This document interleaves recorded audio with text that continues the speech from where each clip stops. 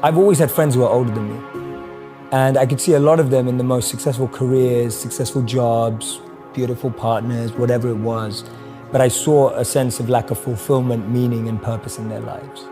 And I've always been an observer, and I would see these people who are like 5 years older than me, 7 years older than me, maybe 10 years older than me. And I'd be watching them and go, is that the life I want? And often the advice I give to people today is fast forward where you are, look at yourself in 10, 15, 20 years time and ask yourself the question, is that where I want to be?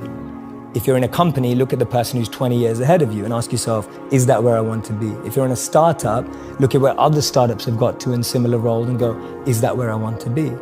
And if the answer is no, then you need to find a new path. And for me, the answer at that time from observing was no. The path that my parents or society or the university I went to or the community I had that was carving out for me, it didn't feel like the path for me. So I was almost seeking an alternative or a new path. See, we live in echo chambers. We're just surrounded by the same thinking. How often do you bump into a monk? You know, it just doesn't happen. No one has a dinner party and goes, oh yeah, we just invited the monk, from town, like the local monk. Like no one ever does that. And so we meet people who are just like us most of the time. And we talk about this in business all the time. If you want to be a billionaire, spend time with billionaires. If you want to be a millionaire, spend time with millionaires. If you want to be a tech startup, spend time with, that's the common rhetoric that we hear all the time. But what if you want to find purpose and master the mind? There's no one better than a monk who's mastered the mind. So for me, the first step is just opening yourself up to new experiences and new role models.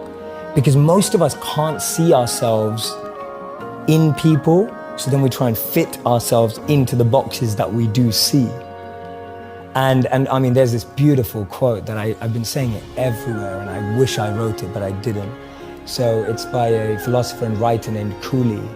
And he said that today, I'm not what I think I am. I'm not what you think I am. I am what I think you think I am. Right? And just let that blow your mind for a moment. It's so powerful. I'm not what I think I am. I'm not what you think I am.